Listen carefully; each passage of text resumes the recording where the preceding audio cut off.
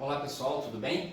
Hoje a gente vai falar um pouquinho sobre um suplemento, tá? A creatina, talvez o suplemento mais estudado que nós temos, com muitas indicações, bem bacana mesmo, tá? Então vamos entender um pouquinho. Interessante a gente saber que a creatina a gente produz no nosso organismo, tá? Como é que isso funciona? Então lá nos nossos rins, tá? A partir de 2 aminoácidos, a arginina e a glicina, nós produzimos um intermediário metabólico. Se a gente tiver um intestino saudável e ácido fólico, isso aqui vai casar direitinho, vai produzir esse intermediário metabólico, ele vai para o nosso fígado. Lá ele encontra um terceiro aminoácido, a metionina. Aqui acontece um processo de metilação, todo processo de metilação é dependente de vitamina B6, e aí você consegue formar a sua creatina. Beleza, a sua creatina está pronta e ela tem que encontrar alguém, ela tem que ter alguma função. O que acontece? Toda vez que a gente gera ATP, degrada algum substrato, por exemplo, o nosso glicogênio muscular, que a gente já conversou, ou então quando a gente queima gorduras, a gente produz energia, a gente produz ATP. Se a gente faz a união da creatina com o ATP, a partir de um processo de fosforilação, todo processo de fosforilação é dependente de magnésio, a creatina quinase, uma enzima, forma a fosfocreatina. A fosfocreatina nada mais é do que uma energia pronta para ser usada. Em que momentos a gente vai usar a fosfocreatina? Em momentos, em demandas de rápida demanda energética. Então, por exemplo, você faz atletismo, você faz salto, lançamento, você levanta peso, LPO, você faz o iniciozinho da natação, 100 metros rasos.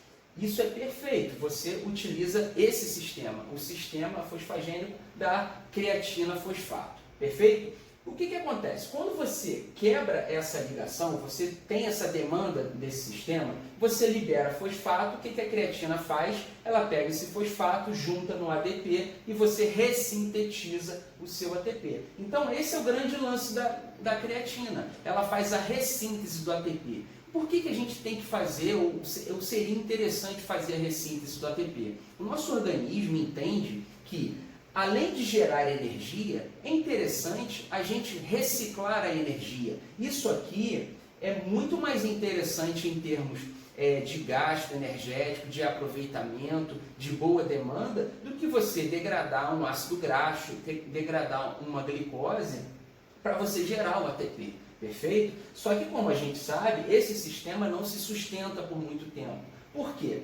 Toda vez que você quebra uma ligação de fosfato, você consegue, de certa forma, pegar um pouco dessa energia, mas é claro que parte dessa energia é perdida na forma de calor. Então, esse sistema não se sustenta por muito tempo e você sofre uma excreção. Excreção na forma de creatinina. Perfeito? O interessante da creatinina, que é uma forma de você saber, inclusive, se você está suplementando demais, por exemplo. Por quê? Porque a taxa de excreção da creatinina ela é dependente da nossa massa muscular. E isso gira numa constante de aproximadamente 15 miligramas por quilo de peso corporal. Então você começou a suplementar a creatina. Poxa, será que é muito? Será que é pouco? Será que isso está sendo bem aproveitado? Você pode dosar a sua creatinina, de repente, antes e depois você vai ter um bom resultado nisso, tá bem? Vamos lá, vamos continuar aqui um pouquinho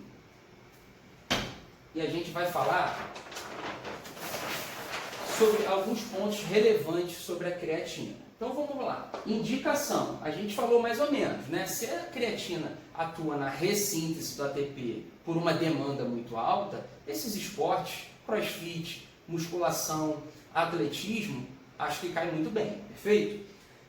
Muitos são os efeitos da creatina. Eu vou destacar aqui um que eu acho bem interessante. A creatina, ela atua sensibilizando um mediador químico que se chama GLUT4. Esse GLUT4, ele está dentro da sua célula e ele, quando ele é ativado, ele vai até a membrana e permite a entrada, por exemplo, de glicose, tá? E de uma outra substância que se chama IGF-1, que é um hormônio anabólico, perfeito? Então, para isso, isso é uma indicação bem bacana do uso da creatina. Muita gente pergunta ou tem dúvida sobre o tipo da creatina. A creatina, a creapura é boa, a monoidratada, enfim. Olha só, creatina é creatina, tá certo? Qual a dica que eu vou dar para vocês? Procure uma creatina de qualidade. É isso que faz a diferença, tá? Custo-benefício da creatina talvez seja um dos melhores. É um suplemento com um custo relativamente baixo, né? E tem um benefício, de verdade, um benefício, na minha opinião, muito bom, tá? A dose, o que a gente entende, né, na literatura, a dose seria aproximadamente de 0,07 gramas para cada quilo de peso. Então, assim, isso gira em torno ali de uma pessoa de 70 quilos, 4,9, 5 gramas de creatina. Então, assim, ela pode usar, onde que eu escrevi aqui, não falei, mas, por exemplo, você poderia usá-la constantemente. Olha, eu acho que o uso constante de suplemento tem que ser sempre reavaliado a partir da sua demanda, a partir de você precisa ou não. Mas o uso crônico da creatina, via de regra, não tem problema, tá bom? Uma contraindicação da creatina, eu acho assim, mais importante do que você avaliar uma contraindicação é você avaliar a indicação, tá? Não acho interessante você sair comprando os suplementos apenas pelo benefício, tá? A gente sabe que prejuízo à função renal, isso praticamente não ocorre, é sim um suplemento muito seguro, mas todo caso tem que ser individualizado, tá bem? Muita gente fala sobre retenção hídrica, né? Será que isso acontece? A gente entende que a retenção de líquido acontece dentro da célula quando a gente utiliza a creatina, perfeito? Então, se você começou a utilizar a creatina e notou que você ficou com uma retenção considerável, notável, eu acho que você tem que reavaliar a sua dieta, perfeito? Porque isso não acontece, tá bom? A gente deve ciclar a creatina, isso já foi tema de muito debate, assim, vai ter opinião, vai ter gente que vai falar que sim, que você deve fazer um carregamento. A gente sabe que o uso, por exemplo, de mulher, 3, 4 gramas por dia, homem 5 gramas, você pode fazer isso de forma contínua. Você não precisa fazer um carregamento necessariamente. Tem gente que gosta de usar, por exemplo, 20 gramas de creatina por dia, espaçadas ali de 6 em 6 horas, por aproximadamente 2, 3 semanas.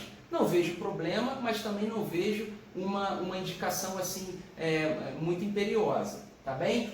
Então, custo-benefício bom, vamos lá.